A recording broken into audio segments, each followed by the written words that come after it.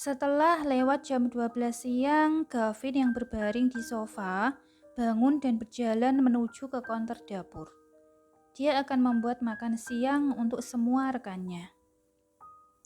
Saat dia tengah sibuk di dapur, Adit dan Cecil yang baru saja bangun turun ke dapur dan duduk di kursi bar di depannya.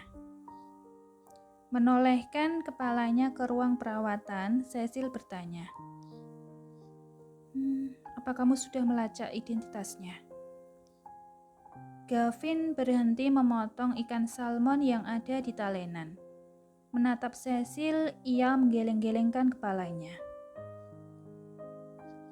Aku lupa, ucapnya. Oh, suara yang seksi, Vin. Kamu harus banyak bicara. Kamu memiliki suara yang indah loh.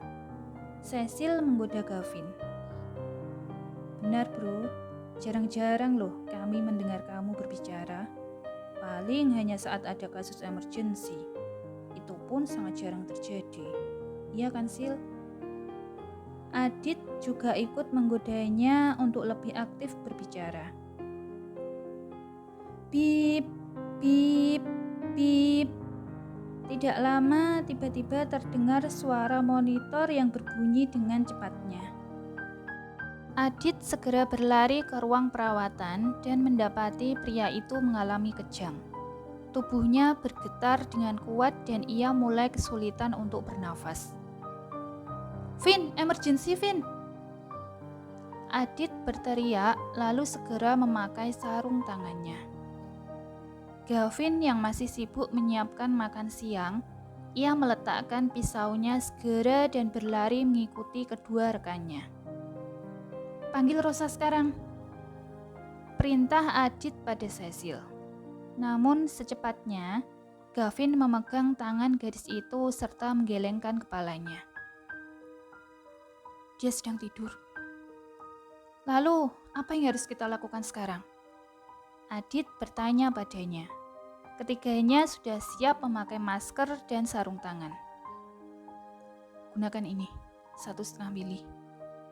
Gavin memberikan sebuah botol kecil pada Cecil, lalu berjalan mendekati pasiennya itu. Kamu sudah, ya Vin. Dia akan koma bila kita memberinya dosis tinggi ini. Cecil yang panik berkata dengan kerasnya pada Gavin sambil terus mencari jarum suntik di kabinet. Ini hanya sementara.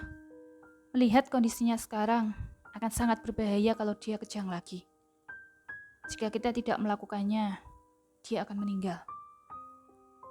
Sil, sekarang Sil! Adit mengulurkan tangannya, meminta jarum suntik tersebut. Pria tersebutlah yang memberikan suntikan di leher sang pasien. Setelah beberapa detik, getaran tubuhnya berhenti serta otot-ototnya mulai rileks kembali. Gavin menghela nafasnya. Dia menggunakan seluruh energinya untuk memegangi kedua tangan pria itu. Pelan-pelan ia membuka perban yang ada di kepalanya kemudian memeriksa lukanya. Ini sangat berbahaya. Lukanya mulai berdarah lagi. Apa lukanya serius? Adit bertanya ketika ia melihat Gavin mengerutkan alisnya. Ya, lukanya sangat parah kali ini.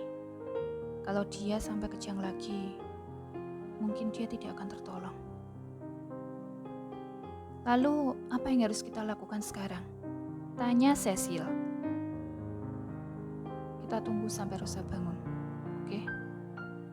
Ketiganya saling memandang satu sama lain. Rosa membuka matanya menjelang malam.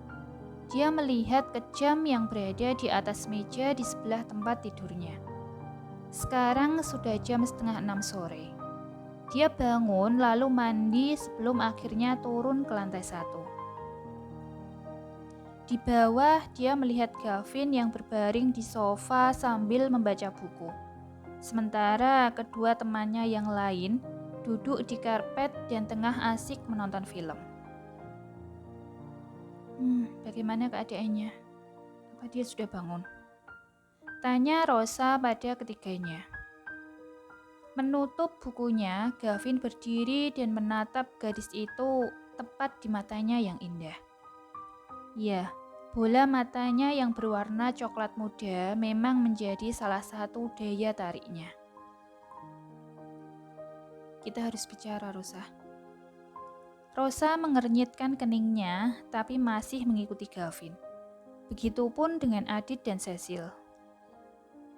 Memasuki sebuah ruangan yang transparan yang dindingnya terbuat dari kaca, dan di dalamnya adalah satu set meja serta papan putih. Mereka berdiskusi di sana. Kita harus segera memindahkannya. Apa? Memangnya apa yang terjadi? Tadi siang dia mengalami kejang, dan aku memberinya dosis 1,5 mili. Dia sudah dalam keadaan koma sekarang. Apa? Kamu membuatnya koma, Vin? Tunggu deh. Tidak seharusnya kan kamu memberikan dosis setinggi itu padanya? Tubuhnya terlalu lemah loh, Vin. Makanya, kita harus segera memindahkannya, Rosa. Kita tidak punya pilihan lain. Kamu tahu sendiri kan, peralatan kita di sini kurang lengkap. Dia memerlukan perawatan yang lebih baik, Rosa. Dengan berat, Rosa menarik nafasnya.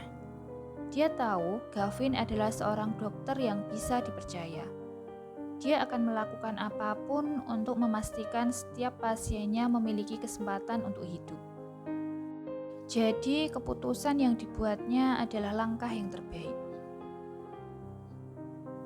Kita harus membawanya pulang, Rosa. Pria itu berkata dengan serius seraya menatap matanya. Apa? Maksudmu pulang ke Indonesia? Ia kaget. Gavin menganggukkan kepalanya. Sementara Cecil dan Adit hanya mengangkat pundak mereka.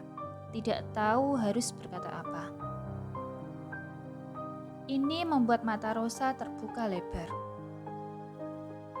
Oh, tidak. Mengapa kita harus membawanya pulang?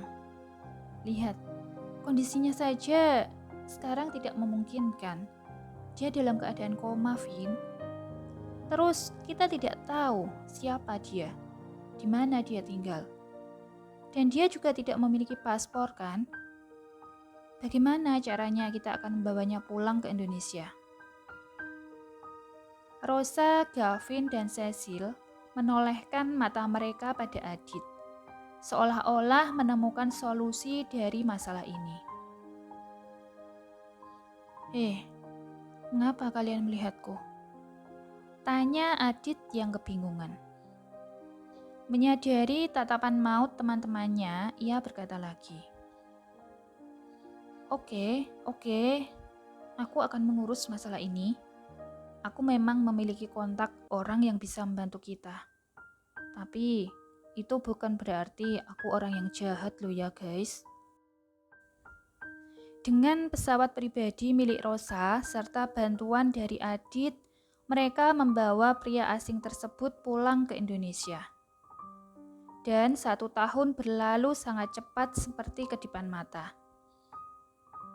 Ia merasakan sakit di kepalanya ketika membuka mata. Di sana sangat silau dan itu membuat matanya sakit. Kamu sudah bangun? Suara seorang perempuan menyentuh telinganya. Menoleh pada seseorang yang tengah berdiri di samping tempat tidurnya, ia terpukau melihat mata indah gadis itu yang berwarna coklat muda. Warnanya persis seperti madu, sangat manis dan lembut sesuai dengan pemiliknya. Menelan air ludahnya, ia merasakan panas serta kering di tenggorokan. Di mana aku sekarang? Tanyanya. Rosa yang menyadari pasiennya kesulitan untuk bicara, segera memberikannya segelas air putih sebelum menjawab pertanyaannya. Kamu ada di rumahku sekarang, dan kamu mengalami koma selama 12 bulan. Rosa berkata dengan lembut sembari memberinya sebuah kaca. Pria tersebut melihat wajahnya di cermin. Ia kaget, rambutnya telah tumbuh panjang. Ia juga terlihat kurus dan pucat. Dan yang paling penting adalah, siapa aku? Pertanyaan darinya membuat Rosa shock dan mengerutkan kedua alisnya.